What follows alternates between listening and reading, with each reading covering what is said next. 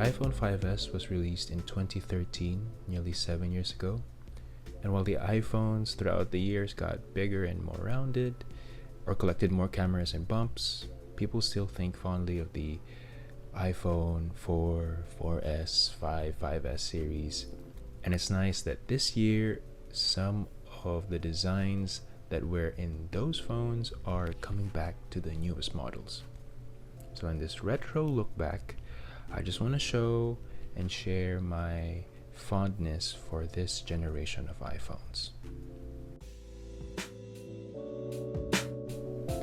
So the iPhone 5S was my first smartphone.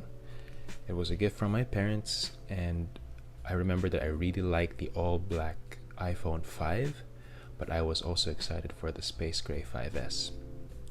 So as you can see, unboxing the iPhone 5S, the box is thicker than what we get nowadays. Of course, because it's got the charger, it's got the earpods. Of course, you get the stickers and the literature and the papers inside. One of the first impressions that I got when I held the 5S in my hand was it felt really good holding it. It was really good for one-handed use, and you could reach the edges of the screen easily. Whenever I pick up the iPhone 5S, I always recall the 3.5mm jack, which I kind of miss now and then. I'm happy that it's there on my 5S. It was really useful because you could charge your phone or connect other accessories while hooking it up to a trusty jack. The rounded buttons, I also recall those. I think they still look cool in 2020.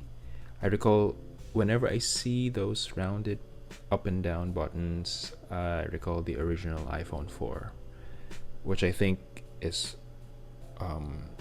still looks good.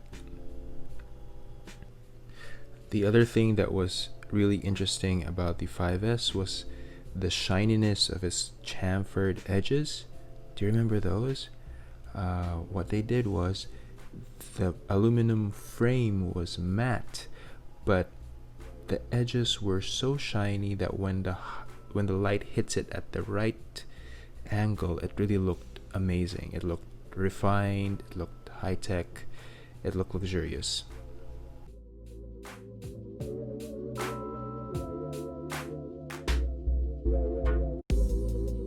I've had a couple of cases for this phone over the years, of course, but the case that remains with me is this Apple Product Red leather case.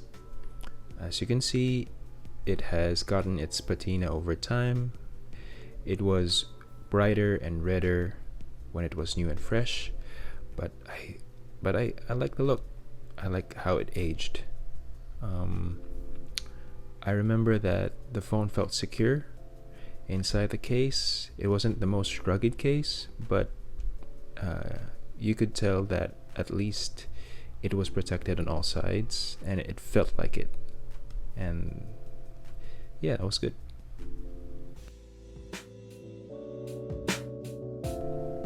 So that was my brief retro look back for the iPhone 5S. I'm still happy that my unit is still kind of working. Of course, the battery is already busted, so it doesn't really last even half a day anymore. But it turns on. It still looks good. It has some dents and scratches on the sides, but it's alright. It's an old phone anyways. So that's it for me in this video. I'd like to know if you had the same fondness for the 5S as I do. Or I'd like to know what was your favorite phone or what was your favorite iPhone.